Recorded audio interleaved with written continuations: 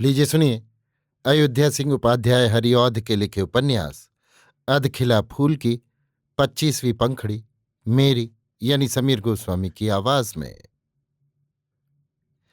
जब तक हमको पेट भर खाने के लिए नहीं मिलता, हम दो मुट्ठी अन्न के लिए तरसते रहते हैं। उन दिनों हमको यही सोच रहता है, कैसे पेट भर खाने को मिलेगा, कहाँ से दो मुट्ठी अन्न लाएं जिससे पापी पेट की आग बुझे। पर पेट भर खाना मिलने पर, दो मुट्ठी अन्न का ठिकाना हो जाने पर हमारा जी पहले का सा नहीं रह जाता। इस घड़ी हम सोचते हैं, कुछ कमाना चाहिए। हमारे पहनने के कपड़े कैसे फटे और बुरे हैं। भले मांसों को मुंह तक नहीं दिखाया जाता। कहाँ से कुछ मिले जो आए दिन पत रहे।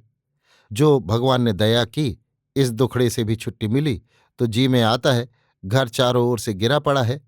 बरसात में घर की छतें चलनी बन जाती हैं।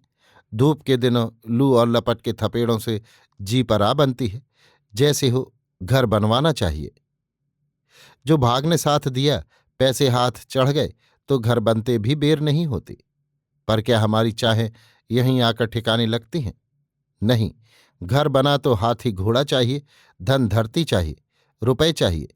सच बात यह है, चाह कभी पूरी नहीं होती।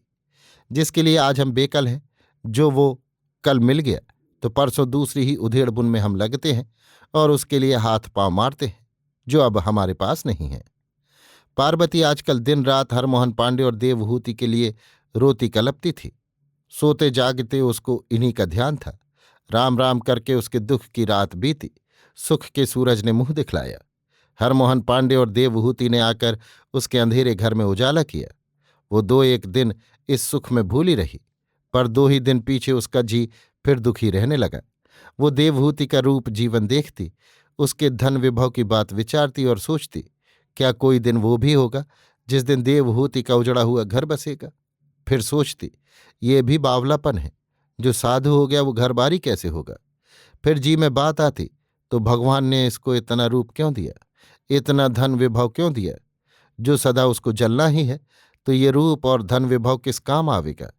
क्या देवहूति को विपद से उबारने वाले देवस्वरूप उसकी इस विपद से रक्षा करने का भी कोई उपाय सोचेंगे। देवस्वरूप का नाम मुंह पर आते ही वो चौंक उठी। देवस्वरूप को एक दिन अचानक पार्वती ने देख लिया था। देखते ही उसके जी का भाव न जाने कैसा हो गया था। इस घड़ी भी उसके जी का भाव वैसा ही हुआ। वो मन ही मन सोचने लगी, देवस्वरूप का मुखड़ा देवहूति के पति से इतना क्यों मिलता है। देवहूति का पति भी साधु हो गया है, देवस्वरूप भी साधु है। फिर क्या देवस्वरूप ही तो देवहूति का पति नहीं है। इन बातों को सोचकर पार्वती बड़े गोरख धंधे में पड़ी। वो जानना चाहती थी देवस्वरूप कौन है, कहाँ का है, क्यों दूसरों की भलाई के लिए दिन रात उतारू रहता है, क्यों उसने देवहूति के साथ इतनी भलाइयां की। पर बहुत कुछ पूछ पाछ करने पर भी वो इन बातों को न जान सकी। इसी बीच एक दिन पार्वती ने सुना, कल देवस्वरूप बंसनगर से चले जावेंगे। उनको कई तीर्थों में जाना है, इसलिए वे उतावली कर रहे हैं। पार्वती ने गांव से चले जाने के पहले एक दिन अपने यहाँ उनका न्योता करना चाहा और ये बात हरमोहन पांडे से कही। उन्होंने पार्वती की बात मानी और न्योता देकर एक दिन देवस्वरूप को अपने यहाँ बुलाया। जब वो खा पी चुके तो घर से मिली हुई एक बैठक में उन दोनों जनों में इस भांति बातचीत होने लगी। हरमोहन, आपने हम लोगों के साथ जितनी भलाइयां की हैं, उनका हम लोग कहाँ तक निहोरा करें। बिना किसी अर्थ के इस भांति दूसरों की भलाई करते आपसे पहले मैंने किसी दूसरे को नहीं देखा। आप अब बंसनगर छोड़कर आजकल में जाना चाहते हैं, इससे हम लोगों का जी मल रहा है, आंखों से आंसू निकल रहे हैं। क्या आप फिर दर्शन देकर हम लोगों को कृतार्थ करेंगे। आप जैसे साधुओं का दर्शन करने ही से हम जैसे घरबारियों का भला होता है। देवस्वरूप, एक के विपत में फंसने पर दूसरे का उसके बचाने के लिए उतारू हो जाना हम सब लोगों का सबसे बड़ा धर्म है। मैंने वही किया है, इसमें आपके निहोरा मानने की कोई बात नहीं है। ये आपका बड़प्पन है जो इस बहाने आप मुझको सराहते हैं, और जो प्यार आप लोगों का मेरे साथ है वो आप लोगों की दया है। मुझ में कोई गुण ऐसा नहीं है जिसके लिए आप लोग मुझको इतना चाहें। ये सच है, मैं आजकल में बंसनगर छोड़ूंगा, पर कुछ दिनों पीछे आप लोगों का दर्शन करने की फिर चाह है। मेरा जन्म ब्राह्मण के घर में हुआ है। एक तो यों ही ब्राह्मण और साधुओं का भेष बहुत मिलता जुलता है, दूसरे इधर 2-3 बरस में साधुओं के साथ रहा भी हूं। इससे मेरा भेष कुछ साधुओं का सा देखकर आप मुझको साधु समझ रहे हैं। पर सच बात यह है, मैं साधु नहीं हूं। साधु क्या, साधुओं के पांव की धूल भी नहीं हूं। हरमोहन, आपकी बातें ठीक ठीक मेरी समझ में नहीं आती हैं। क्या आप साधु नहीं हैं, घरबारी हैं?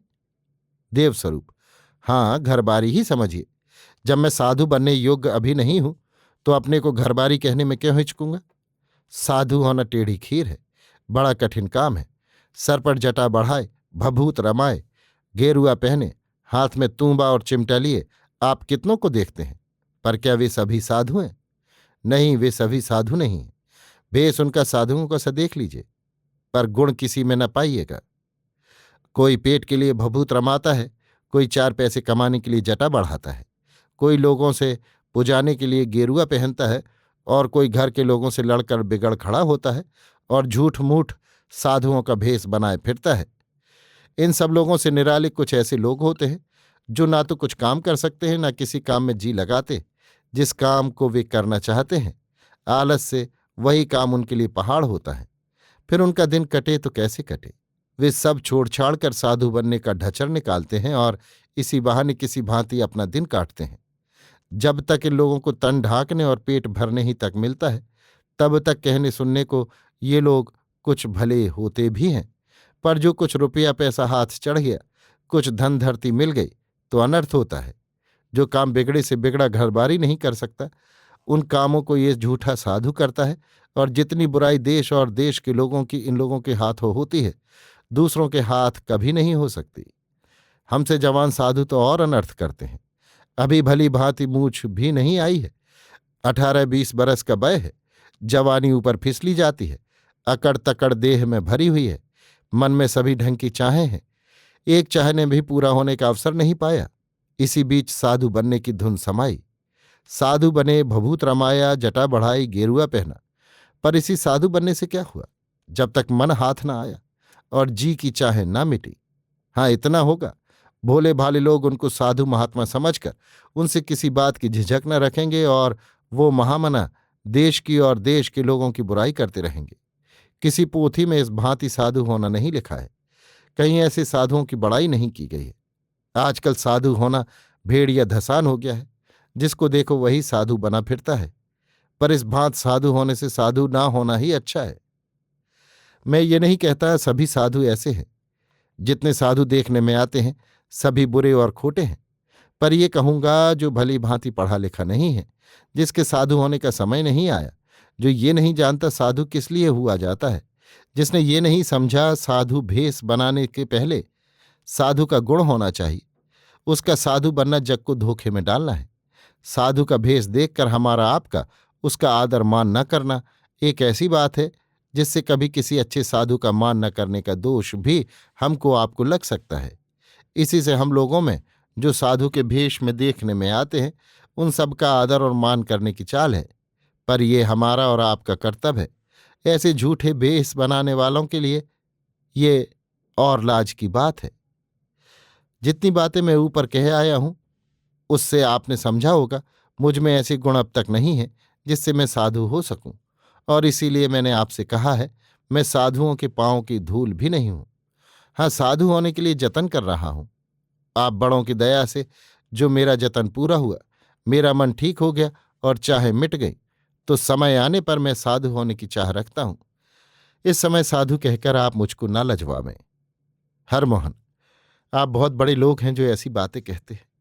मैं आपकी बातों को काटकर ये न कहूँगा आपसे बढ़कर कौन साधु हो सकता है, पर यह कहूँगा हम लोगों का बड़ा भाग्य है जो आप फिर दर्शन देने के लिए इस गांव में आने की चाह रखते हैं। जो कभी आकर आप दर्शन दे जाया करेंगे तो हम लोगों का बहुत कुछ भला होगा। इस घड़ी हम आपसे अपनी एक और भलाई की आशा रखते हैं। आप जानते हैं, 2 बरस हुआ देवहूति का पति किसी साधु के साथ कहीं निकल गया। आप कितने तीर्थों, नगरों और गांवों में जाते हैं, ऐसा संयोग हो सकता है जो आपके साथ उसकी भेंट हुए। आपका जी इधर होने से ऐसा होने में और सुभीता होगा। जो भगवान ये दिन दिखलावें और आपके साथ किसी दिन उसकी भेंट हो जावे, तो आप उसको घर फिर लाने के लिए जतन करेंगे। जिस भांति देवहूति को आपने कितनी विपतों से बचाया है, उसी भांति देवहूति को इस विपत से भी बचावे। हम लोगों की बड़ी गिड़गिड़ाहट के साथ आपसे यही विनती है। देवस्वरूप।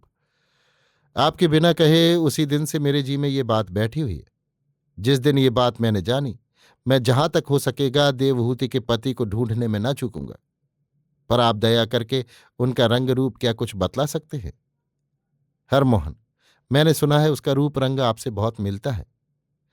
देवस्वरूप ये सुनकर कुछ घड़ी चुप रहे। एक एक करके कई बार हरमोहन के मुखड़े पर दीठ डालते रहे, फिर बोले, आपका नाम हरमोहन पांडे छोड़ कुछ और है? क्या देवहूति का कोई दूसरा नाम भी है? हरमोहन, मेरा नाम तो हरमोहन पांडे ही है, पर मुझको लोग कहते मोहन पांडे हैं।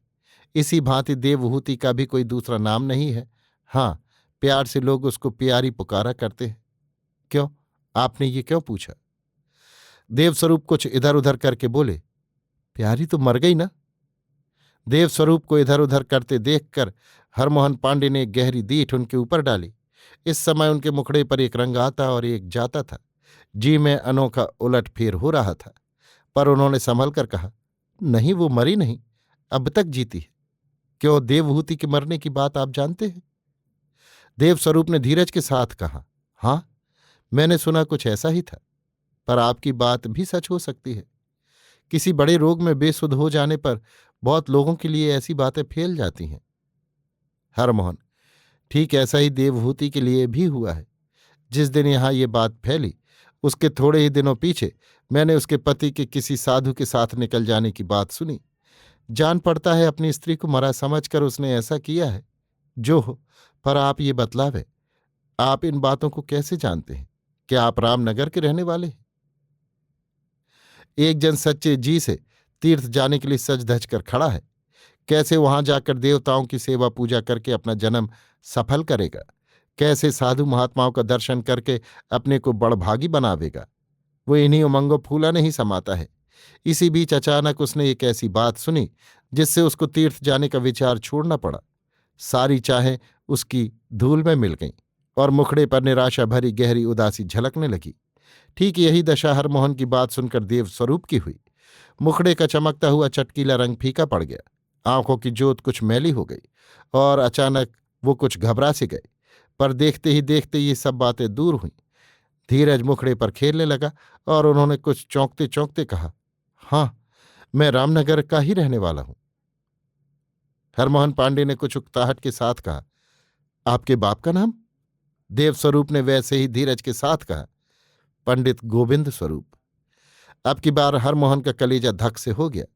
उन्होंने लड़खड़ाती जीभ से कहा, और राह आपका नाम?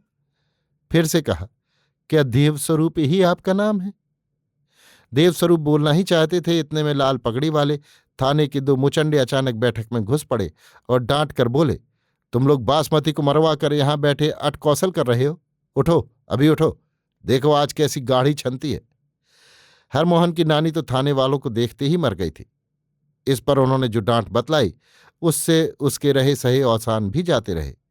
पर देवस्वरूप ने बिना किसी घबराहट के कहा, देखो, उधम करने का काम नहीं। जहां तुम लोग कहो वहां हम लोग चल सकते हैं।